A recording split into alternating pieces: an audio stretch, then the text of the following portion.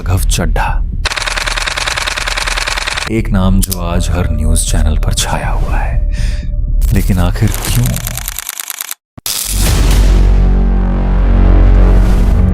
Merge ourselves with the BJP, हम BJP में विलय करते हैं। राघव चड्ढा को आज के युवा अगले प्रधानमंत्री के रूप में देखना चाहते हैं। Paternity leave, prank charges, food adulteration, incoming call का 28 दिन का monthly recharge, excess baggage paper, किसान की आवाज, 10 मिनट की डिलीवरी, रिइंबर्समेंट नहीं मिलता, टोल प्लाजा पे हैरेसमेंट, खाना इतना महंगा है, अपना data, annual health checkup, sky rocketing air prices, copyright strike.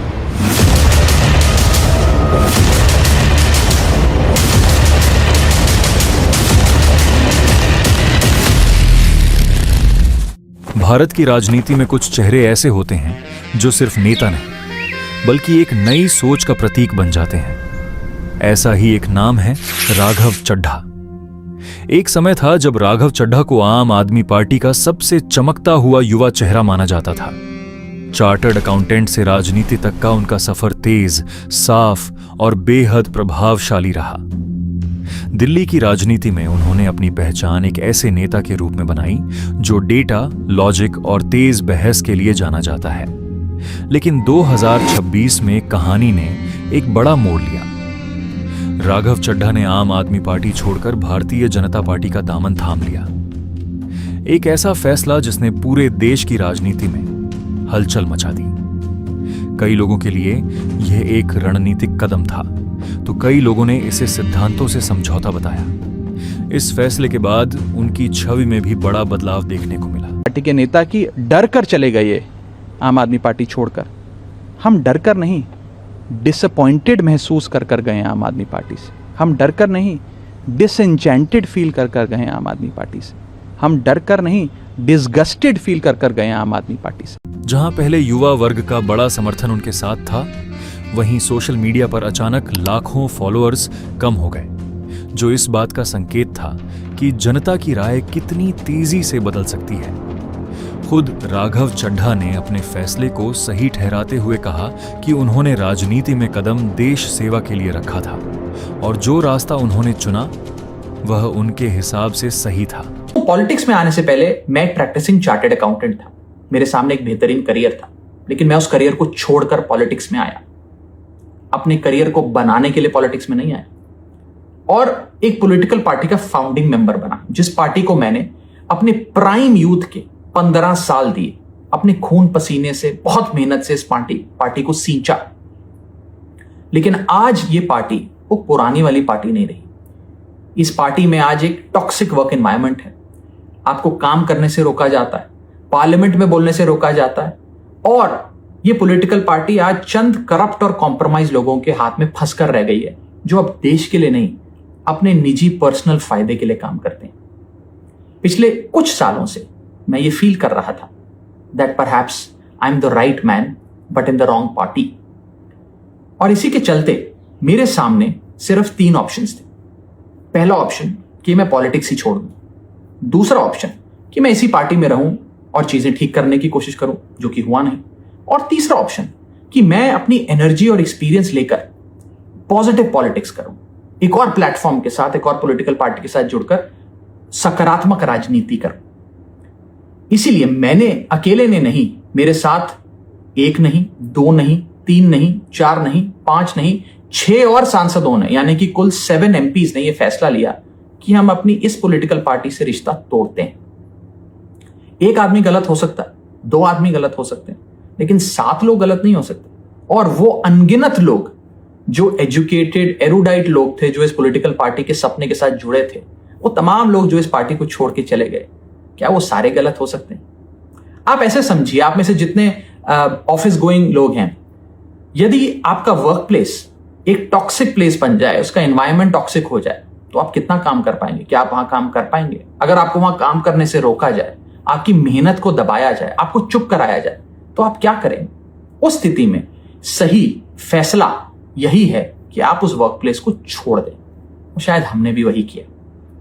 अब में से बहुत सारे लोगों ने यह भी मुझसे पूछा कि क्या मैं वैसे ही आपके मुद्दे, ordinary problems of ordinary citizens उठाता रहूंगा या बंद कर दूंगा। मैं उन्हें विश्वास दिलाना चाहता हूं कि मैं आपकी प्रॉब्लम्स को लगातार और एनर्जी के साथ और जोश के साथ उठाऊंगा।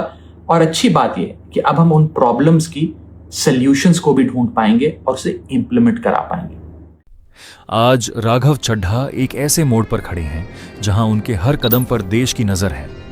क्या यह बदलाव उन्हें एक बड़े राष्ट्रीय नेता के रूप में स्थापित करेगा, या फिर यह फैसला उनके राजनीतिक भविष्य को चुनौती देगा? यह कहानी सिर्फ एक नेता की नहीं है, बल्कि उस नई राजनीति की है जहां फैसले तेज होते हैं और जनता का भरोसा उससे भी तेजी से बदलता है।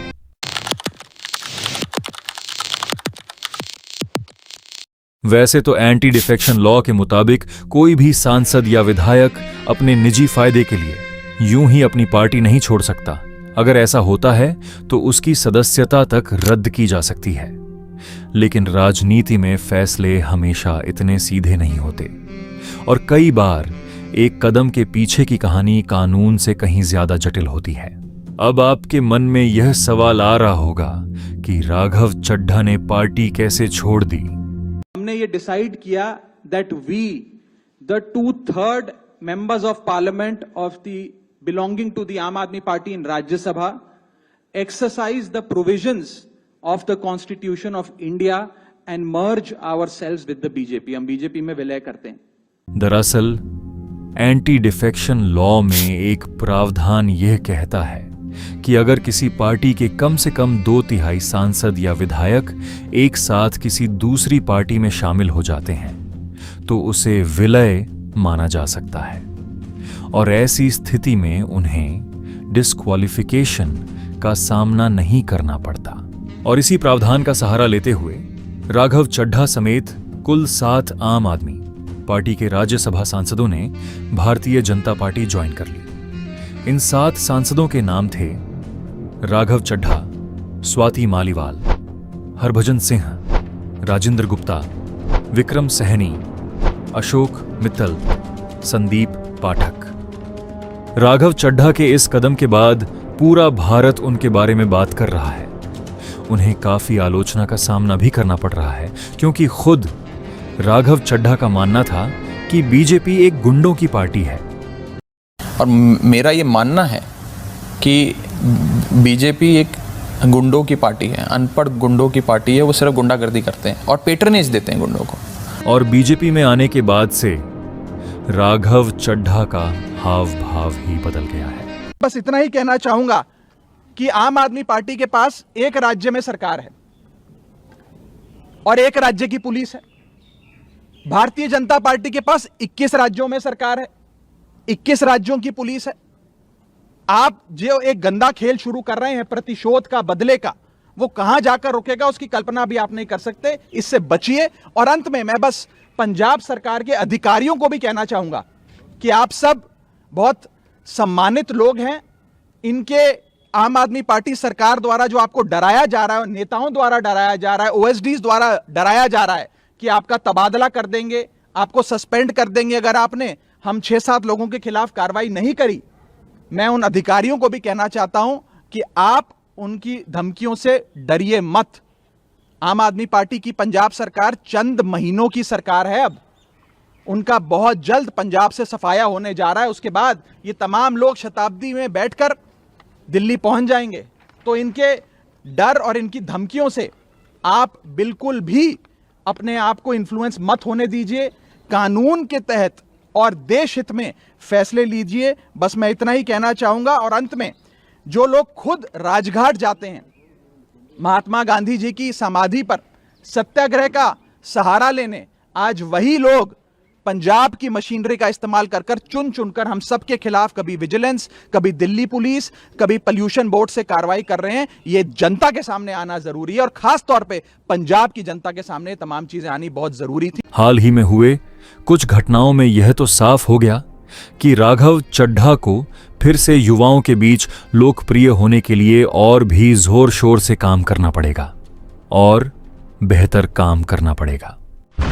अंत में मैं सिर्फ इतना कहना चाहता हूं, राजनीति सिर्फ नेताओं की कहानी नहीं होती, यह हम सबकी कहानी होती है।